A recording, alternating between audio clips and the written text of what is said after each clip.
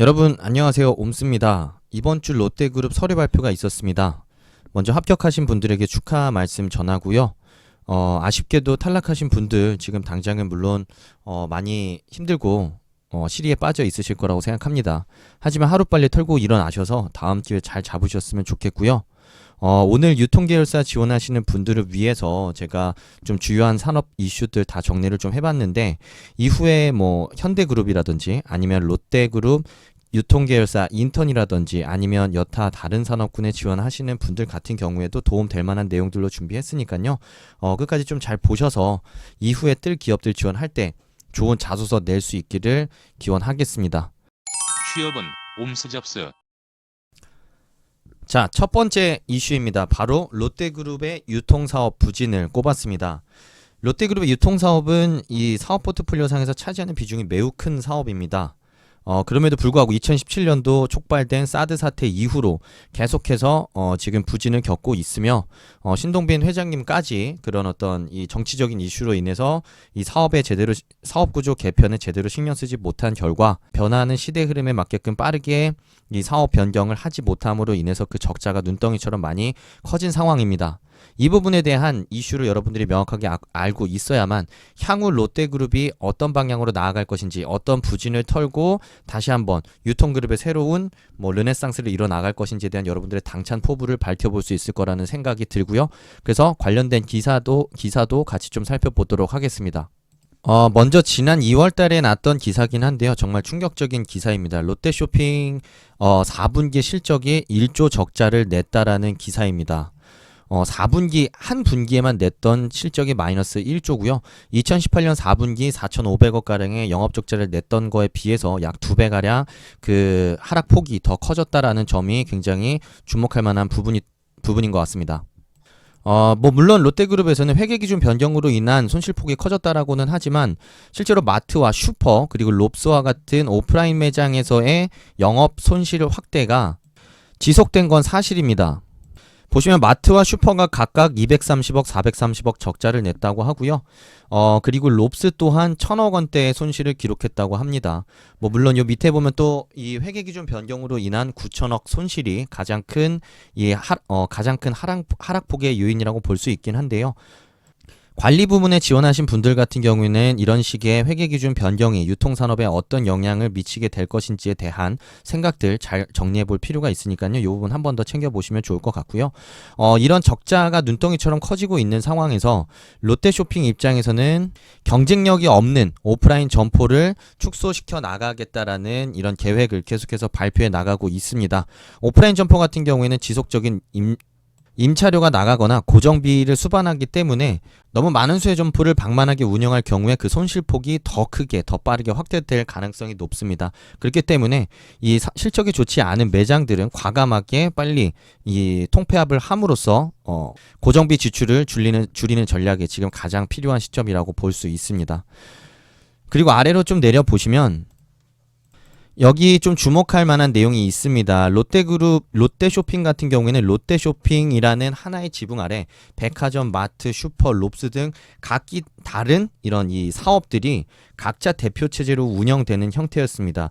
그러다 보니까 비슷한 상품군을 각기 다른 이 회사에서 동시에 판매하다 보니 효율성도 일어나지 않고 중복도 많고, 그리고 서로 간의 경쟁으로 인한 어떤 불필요한 이 비효율성이 발생함으로 인해서 그런 통폐합으로 인한 시너지가 전혀 일어나지 않았다라는 점이 지금 롯데 이 그룹 내에서 스스로 자성하고 있는 목소리라고 보시면 될 것 같고요. 이런 부분이 사실 앞으로 롯데그룹 유통계열사들 입장에서 고민을 해야 되는 부분이라고 보시면 굉장히 좋은 접근이 될 것 같습니다. 예를 들면 공동 구매를 통한 시너지 효과, 그리고 각자 비슷한 상품들을 중복적으로 팔면서 발생하게 되는 그런 비효율들 어떻게 줄여나갈 것인지 당연히 고민이 필요할 수밖에 없습니다. 여기 회계기준 변경에 대한 내용은 아까 말씀드렸기 때문에 넘어갈 거고요. 특이하게 백화점 부문은 유일하게 큰 폭의 흑자를 낸 사업 부문이었습니다. 하지만 백화점에서의 그런 이 5천억대의 영업이익을 다른 사업 부문에서 전부 다 깎아먹었다라는 점이 굉장히 좀 가슴 아픈 부분인 것 같습니다. 저 같은 경우에 백화점은 뭐 과거 한 3, 4년 전부터 절대 망하지 않을 것 같다는 생각을 했습니다.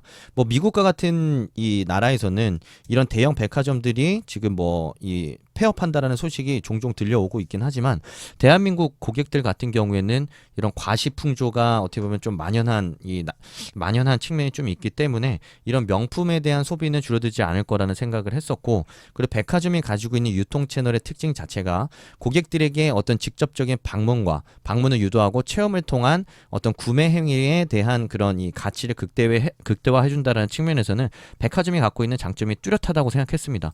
그런 부분들이 최근 뉴스들에서도 계속해서 드러나고 있고요. 그래서 올 상반기도 그렇고 작년에도 그랬지만 이 명품 관련된 매출들은 오히려 20%, 30% 이상 계속 증가했다라는 관련된 내용들도 여러분들이 쉽게 찾아볼 수 있으니까 백화점 지원하신 분들 같은 경우에는 그런 기사들도 한 번씩 체크해 두시면 도움이 되지 않을까 생각이 됩니다. 요 마지막 부분은 어쨌든 이 변하는 시대에 맞게끔 과감하게 좀 변신과 이 혁신을 시도했었어야 되는데 시도하지 못했다라는 그런 뼈아픈 자성에 대한 이야기고, 앞으로의 변화가 매우 중요하다라는 얘기를 하고 있다라고 보시면 될 것 같습니다. 이런 부분들이 롯데그룹 유통결사 지원하시는 분들 같은 경우에 반드시 머릿속에 넣어야 되는 내용이 아닌가 생각이 듭니다. 자, 두 번째 기사, 최근에 떴던 기사고요. 직접적으로 롯데 유통계열사에서 어떻게 향후의 전략을 가져갈 것인지에 대한 구조조정과 관련된 내용의 기사라고 보시면 되겠습니다. 롯데 유통계열사 중에서 120개 매장을 정리한다라는 내용이고요. 백화점은 5개, 대형마트 16개, 슈퍼 74개, 롭스 25개 등 실적이 좋지 않은 그런 점포들을 중심으로 폐업을 해 나가겠다라는 이 내용이 공식적으로 발표가 되었습니다. 이 내용들 관리직군 부문 같은 경우에는 굉장히 고민을 같이 해봐야 될 부분입니다. 그러니까 이 MD 직군이나 사업 부문 같은 경우에는 제품을 팔고 소싱하는 게 어떤 주된 일이 되긴 하겠지만, 관리 부문 같은 경우에는 어떻게 우리의 사업을 효율화할 것인가, 어떻게 통폐합을 할 것인가, 어떤 점포를 좀 닫고 어떤 부분을 어떻게 좀 개선해 나갈 것인가에 대한 고민들을 많이 해야 되거든요.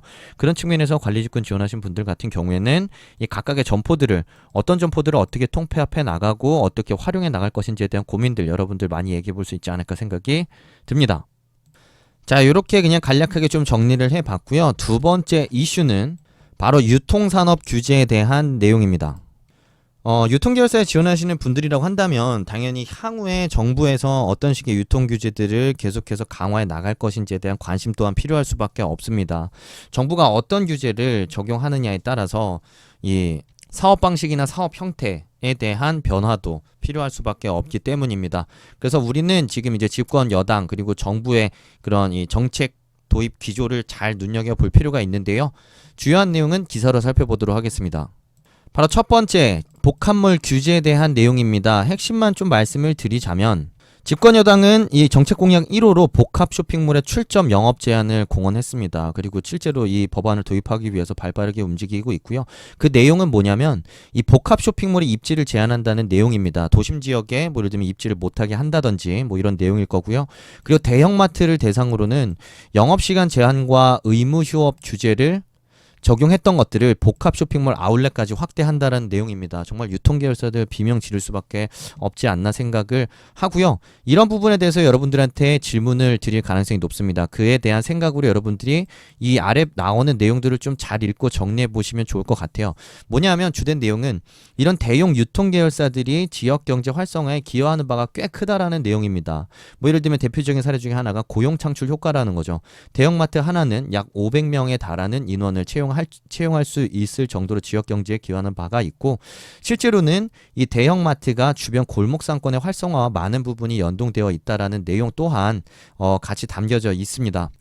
실제로 제가 그런 기사들까지 여러분들한테 직접적으로 제시를 하지는 않을 텐데 좀 찾아보면 좋겠는 게, 이 대형마트의 등장이 지역경제나 골목 상권 아니면 지역시장의 활성화와 상당 부분 연관이 있다라는 그런 내용의 기사들도 여러분들이 찾아서 정리를 해둔다면 이 대형마트에 대한 규제가 예를 들면 나는 어떻게 생각한다는 여러분들의 견해를 밝히는 데 있어서 도움이 되지 않을까 생각이 듭니다.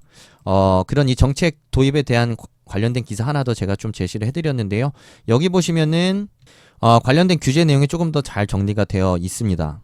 그리고 좀 추가적으로 볼만한 내용은 예를 들면 이제 여당 같은 경우에는 소상공인과 영세 자영업자를 보호하기 위한 조치라고 하지만 복합 쇼핑몰에 입점된 많은 이 전체 70% 이상의 매장이 결국에 중소기업이나 소상공인이 운영하고 있는 매장이라는 점에서 이런 어떤 출점 규제나 아니면 영업시간 제한, 의무 휴업일 부과 이런 이 제재 같은 것들은 결국에 이런 소상공인이나 영세 상인들에게 굉장히 악재로 미칠 영향이 더 크지 않나라는 생각도 해봅니다.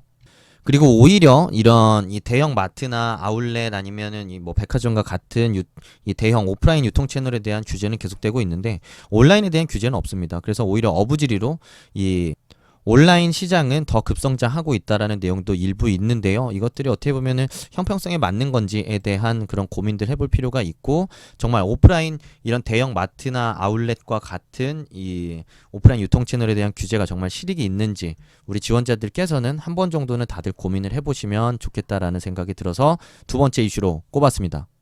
그래서 핵심 내용은 이렇게 정리해 볼 수 있을 것 같고요. 여러분들이 이런 정책 변화에 대한 각자의 견해, 그리고 이런 변화 자체를 알고 있는 것도 굉장히 중요한 거고, 향후 대응 전략들까지 같이 고민해 보신다면 더 많이 도움이 될 거라고 생각이 듭니다. 자, 세 번째 이슈는 롯데온의 출범, 그리고 향후 과제를 꼽았습니다.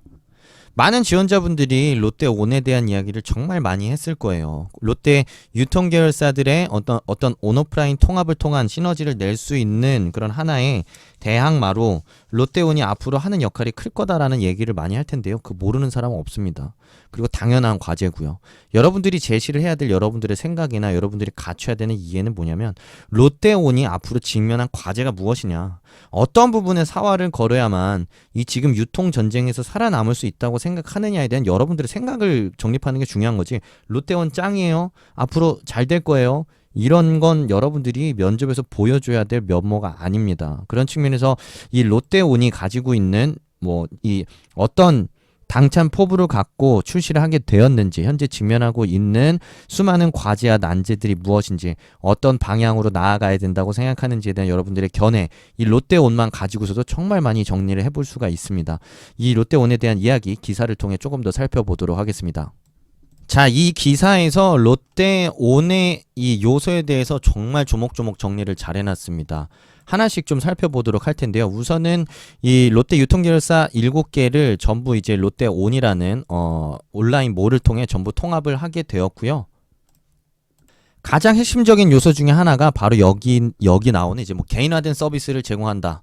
자, 그리고 롯데가 가지고 있는 오프라인 매장과 온라인을 오폭으로 연결함으로써 시너지를 내겠다라는 얘기를 하고 있습니다. 자, 여기 있는 내용들도 사실은 누구나 알 수 있는 내용이에요. 그리고 앞으로 이제 당연히 AI 기술이 발달하고 빅데이터 기술이 발달하니까 개인에게 특화된 그런 쇼핑 경험을 제공하는 게 중요하다는 얘기는 누구나 할 수 있겠죠. 그러니까 단순하게 개인화된 서비스를 지향해야 된다라는 얘기만 할 게 아니라 여러분들이 여기서 한 발 더 나아가야 됩니다. 어디서 하는 어떤 형태의 AI 빅데이터 활용이 어떤 식의 개인화된 서비스를 제공하고 있는데, 이런 점들을 어떻게 차용해야만 롯데의 경쟁력을 더욱 화할 수 있을 거라는 생각이 든다. 이런 얘기도 좀 해볼 수 있어야 되고요. 그리고 7개 계열사의 그런 어떤 이 물류 시스템이라고 해야 되나? 시스템 자체를 하나의 롯데온이라는 채널에서 통합을 한 거기 때문에 그런 난잡함, 그리고 복잡함, 그리고 중복적인 요소들을 계속해서 줄여나가고 효율화하기 위한 이런 지속적인 개선 작업들이 굉장히 많이 필요할 겁니다.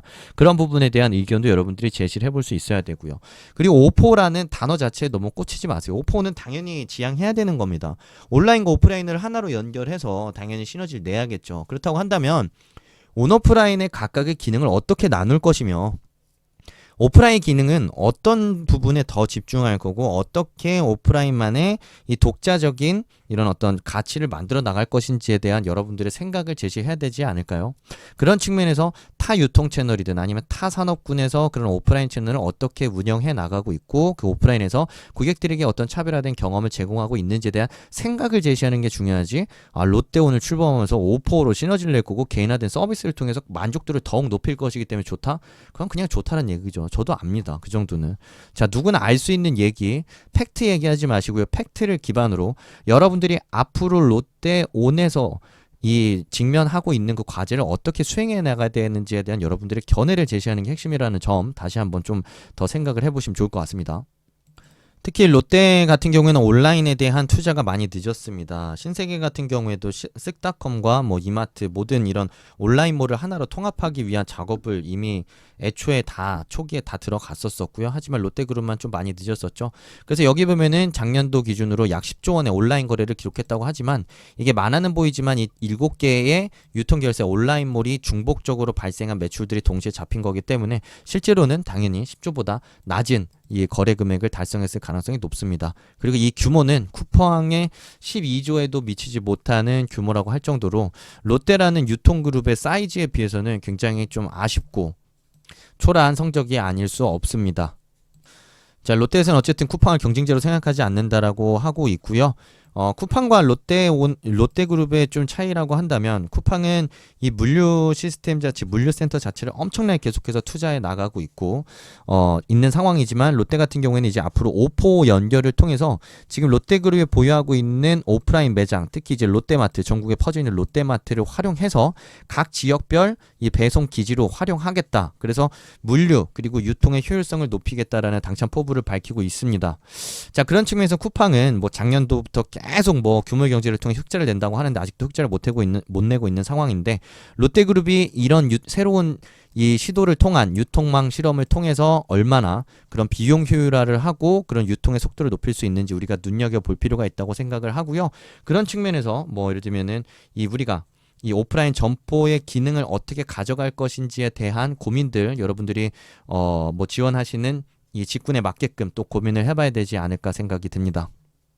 그래서 여기 보면은 롯데온의 물류 거점을 맡게 된다. 이 전국에 퍼져 있는 전체 매장이. 그래서 소비자 가까운 곳에서 온라인 주문을 받고 물건을 보내준다는 전략인데 이것들이 어떻게 앞으로 기능하게 될지 우리가 잘 지켜볼 필요가 있습니다.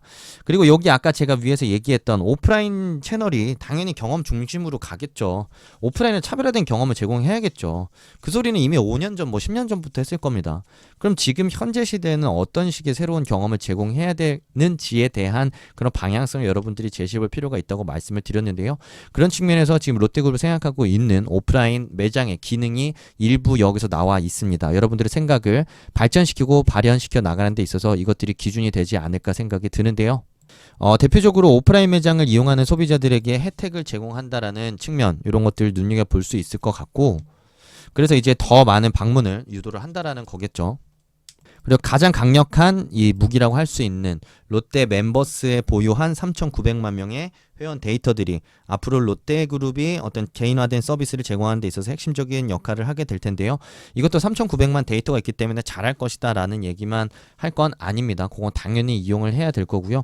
오히려 빅데이터 직군이나 기술 직군에 있으신 분들 같은 경우는 이런 데이터를 활용하는 데 있어서 필요한 접근이 뭐라고 생각하는지 어떤 지식과 어떤 기술들이 어떻게 접목되어야만 정말 개인화된 서비스를 제공할 수 있다고 생각하는지에 대한 그런 생각들, 그런 기술에 대한 이해들 좀 더 공부해서 갖춰보는 게 필요하지 않나 생각이 듭니다. 그리고 여기 관련된 기사 하나 더 준비했는데요. 롯데온이 가지고 있는 문제점에 대해서 어떤 기자님이 쓰신 내용입니다. 장점에 대한 내용도 있어요. 촘촘한 오프라인 유통망을 활용해서 온라인에서 구매한 제품을 롯데에서 보유한 주변 가장 가까운 유통망을 통해 수령할 수 있게 된다고 합니다. 이미 아까 봤던 오포의 그런 새로운 배송 실험들이 이미 진행되고 있는 듯이 보이고요. 이것이 현실화될 경우에는 다른 유통사들을 뛰어넘을 수 있는 굉장한 편의성을 제공할 수 있을 걸로 보이는 것도 사실입니다. 편의점에서 내가 산 물건을 직접 가서 픽업할 수 있다면 나의 집 정보도 나의 주소 정보도 보여주지 않고 안전하게 제품을 받아볼 수 있다는 측면에서 굉장히 이 소비자들에게 주는 안정감이 크지 않을까 생각이 좀 되고요. 여기 이제 아쉽다고 평가한 부분에 보면은 우리가 대처해야 될 부분이 보입니다.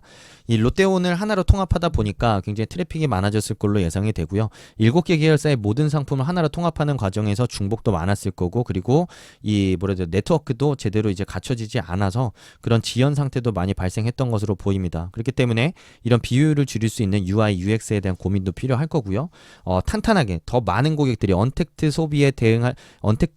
소비가 활성화됨으로 인해서 더 많은 고객들이 한순간에 이런 타임들과 같은 성격으로 인해서 모이더라도 지연 없이 불편함 없이 이런 이 쇼핑 행위를 즐길 수 있는 탄탄한 그런 서버와 네트워크 역량을 확보하는 것 또한 이 필요한 과제라고 볼 수가 있을 겁니다.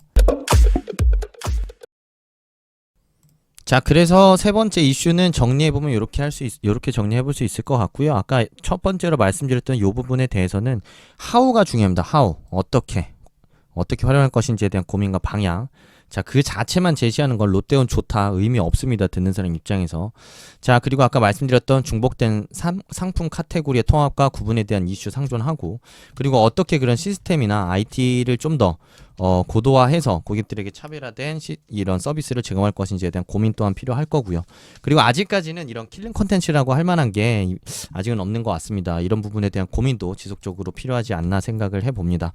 여러분들이 만약에 창의적인 아이디어가 있을 경우에는 자유롭게 제시해 볼 수도 있겠다 생각이 듭니다. 자, 네 번째로는 롯데백화점과 롯데면세점에 대한 간단한 기사들 좀 살펴보도록 하겠습니다. 먼저 롯데백화점 기사입니다. 이성당이랑 손잡고 이성당 과자점을 열었다고 합니다. 김포공항점에 디저트 카페를 열었다라는 내용이고요. 전북에서 유명한 이 이성당이라는 유명한 베이커리와 같이 합작해서 어떤 이 디저트 카페를 출시했다라는 내용인데, 백화점이라는 곳이 여러분들이 차별화된 경험을 제공해야 된다 이런 얘기 엄청 많이 했을 거예요. 그 말로만 하면 뭐합니까? 저도 아는데 그 대표적인 사례가 이런 것들입니다. 어떤 새로운 시도를 통해서 고객들에게 어떤 새로운 경험을 제공할 것인지에 대한 고민들을 여러분들이 실질적으로 해서 대안을 제시해 줘야 되고요. 그런 아이디어를 여러분들이 제시한다는 측면에서 이런 기사들을 통해서 이렇게도 새로운 것들을 접목해 볼 수 있겠구나. 자, 백화점이라는 곳이 결국에 소비자들에게 새로운 쇼핑 경험을 제공한다는 측면에서 봤을 때 새로운 브랜드들, 새로운 상품들을 고객들에게 보여줘야 되는데, 백화점이라는 고급스러운 공간에서 보여줄 수 있는 새로운 어떤 브랜드나 상품이 뭐가 있을까, 어떻게 새롭게 시도해 볼 수 있을까라는 고민들 다양하게 해보시면 좋겠습니다. 자체적으로 브랜드를 가져오는 것만 답이 아니라 여기서 보듯이 어떤 대표적인 이 흥행을 끌고 있는 소비자들로부터 선풍적인 인기를 끌고 있는 브랜드와의 어떤 제휴를 통해서도 고객들에게 새로운 선택지, 새로운 경험을 제공할 수 있다라는 사례, 이런 것들도 체크를 해두신다면 좋지 않을까 생각이 듭니다. 자, 그 다음으로 아모레퍼시픽과 롯데면세점의 이런 합작, 전략적 뭐라고 해야 될까요? 전략적 제휴에 대한 이야기를 가져왔습니다. 어떻게 보면 롯데백화점과 이성당과의 어떤 제휴와 비슷한 측면이 있을 수 있는데요. 롯데면세점 같은 경우에 아모레퍼시픽과 손을 잡고 100만 원대의 최고가 그런 화장품 브랜드 개발에 착수했고 출시를 앞두고 있다라는 내용의 기사입니다. 그러니까 결국에 면세점이라는 사업 자체가 그런 어떤 중국인들에 대한 매출 의존도가 매우 높기 때문에 그 중국인들이 좋아할 만한 상품 패키지를, 굉장히 고가의 상품 패키지를 만들어서 판매 공략에 나서겠다라는 얘기고요. 그런 측면에서 뭐 PB와는 성격이 좀 다른 것 같습니다. 직접 브랜드를 새로 개발한다라는 게 주요한 접근 포인트일 것 같고요. 아예 이 타겟을 중국에서 돈 많은 부자들을 타겟으로 정해서 최고급의 느낌을 낼 수 있는 어떤 화장품 패키지, 브랜드 스토리, 아니면 뭐 기타 성분부터 모든 것들을 신경 써서 같이 만들고 있다라는 내용입니다. 자, 이런 식으로 면세점에서도 이런 합작을 통한 새로운 브랜드 출시, 왜냐하면 면세점도 결국에 유통 채널이기 때문에 어떤 브랜드의 제품을 판매할 수밖에 없고, 하지만 기존에는 대부분 직접 브랜드 부터 제품을 브랜드를 입점시켜서 판매하는 체계였다면, 자기들이 직접 브랜드를 만들어서 판매하게 되면 아무래도 수익성이 훨씬 높아질 수밖에 없습니다. 그런 측면에서 저는 좀 긍정적으로 보는 요소이긴 합니다. 지금까지 사실 면세점 사업을 항상 부정적으로 봤던 이유는 기본적으로 브랜드를 입점시켜서 거기서 수수료를 떼먹는 이 사업이었고, 그리고 중국에 대한 의존도가 너무 과도하게 높았으며, 그리고 면세산업 자체에 대한 라이센스를 너무 많이 정부에서 푸는 과정에서 면세산업 내에서 과당 경쟁으로 이어졌고, 이런 경쟁이 이어지다 보니까 출혈 경쟁, 가격 경쟁으로 이어지면서 이 면세점 기업들의 실적이 매우 악화되는 일로를 계속해서 겪고 있었습니다. 그러다 보니까 제가 봤을 때 면세점 산업 자체가 그냥 떼다 파는 걸로밖에 안 보이고 너무 수익성이 없어 보이더라고요. 그런 측면에서 이런 제품 출시가 좀 더 수익성을 높이는 데 기여할 수 있는 부분이 있는 건 사실이겠지만, 그럼에도 불구하고 그런 굉장히 이 판매가 얼만큼 크게 확대될 수 있을 거라고 장담은 할 수 없기 때문에 좀 더 지켜볼 필요가 있고, 이런 더 많은 시도들이 필요하지 않나라고 생각이 듭니다. 그런 측면에서 여러분들도 같이 고민이 필요하고요. 그리고 지금 그냥 계속 생각나는 대로 말씀을 드리면, 중국에 대한 매출 의존도가 너무 높습니다. 지금도 계속 결국에는 이게 중국 이 부자들을 대상으로 이런 브랜드를 만든 건데, 중국에 대한 의존도를 줄일 수 있는 방법은 없는지, 어떻게 그 좀 더 이 매출원 다각화를 해 나갈 수 있는지에 대한 여러분들의 고민도 좀 면세점 지원자들은 필요하지 않을까 생각이 듭니다. 요거는 하나 더 그냥 제가 좀 붙여본 건데요. 사실 저는 그렇게 뭐 대단한 거라고 보진 않습니다. 하지만 온라인 매출이 3조를 넘었다고 합니다. 롯데 면세점 부문에서만. 하지만 수익에 대한 이야기는 잘 보이지가 않는 것 같은데 사이즈 자체는 급성장하고 있다라는 게 괄목할 만한 부분인 것 같고요. 지금 전체 매출 뭐 9조 4천억 중에 3분의 1가량을 온라인에서 지금 발생을 시킨 상황이라고 합니다. 어쨌든 이 물류에 대한 투자가 뒷받침되었기 때문에 가능한 일이라고 하고, 그렇기 때문에 앞으로도 롯데에서 얼마나 많은 물류에 대한 투자들을, 그리고 어떤 IT 기술을 접목해서 물류 시스템에 대한 효율화를 진행하는지에 대해서 관심을 좀 가져본다면 롯데 면세점 사업의 그런 수익성 확대에도 기여할 수 있을 거라고 기대된다라고 그런 얘기도 해볼 수 있지 않을까 생각이 듭니다. 어쨌든 물류센터에 대한 투자가 왜 필요한지 여기 잘 나와 있습니다. 이건 보시면 많은 도움이 될 거라고 생각하고요. 5개국 지원한다고 하는데 뭐 그거야 뭐 당연히 하겠죠. 뭐 이거 당연한 얘기입니다. 그렇게 뭐 제 눈에는 띄는 내용은 아니네요. 신기술 적극 도입하고 있다라고 하는데, 이것도 신기술 도입한 게 인상 깊었다 해서 그치지 말고 어떤 분야에서도 어떤 기술들을 도입한다면 쇼핑의 편의를 더욱 높일 수 있을 거라고 생각한다. 어떤 투자와 어떤 변화가 필요하다고 생각한다라는 여러분들의 주관까지 드러낼 수 있다면 더 좋은 인상 남길 수 있지 않을까 생각을 해봅니다. 자, 그래서 마지막으로 내용 정리해보자면 요 정도 정리를 해볼 수 있을 것 같습니다. 어쨌든 유통산업 전체 그리고 롯데그룹이 가지고 있는 특징에 대한 요소들 좀 이제 전체적으로 같이 살펴봤는데요. 면접 준비하시는 분들에게 도움되는 내용이었으면 좋겠습니다. 그 도움 되셨다면 좋아요 꼭 좀 눌러주시면 좋겠습니다. 그냥 공짜 좋아하시는 분들 머리가 벗겨지시거나 아니면 좋은 결과로 이어지지 않을 수도 있기 때문에 항상 좋은 마음씨로 좋은 평가도 내려주실 수 있다면 너무 감사하겠습니다. 면접 준비하시는 분들 좋은 결과 있으셨으면 좋겠고요. 비록 이번 서류 탈락하셨지만 앞으로 준비 잘 하셔가지고 다른 곳에서 롯데보다 더 좋은 곳에서 그 기회 꼭 잡으실 수 있기를 기원하겠습니다. 구독자님들 감사합니다. 오늘 영상 여기까지 하겠습니다.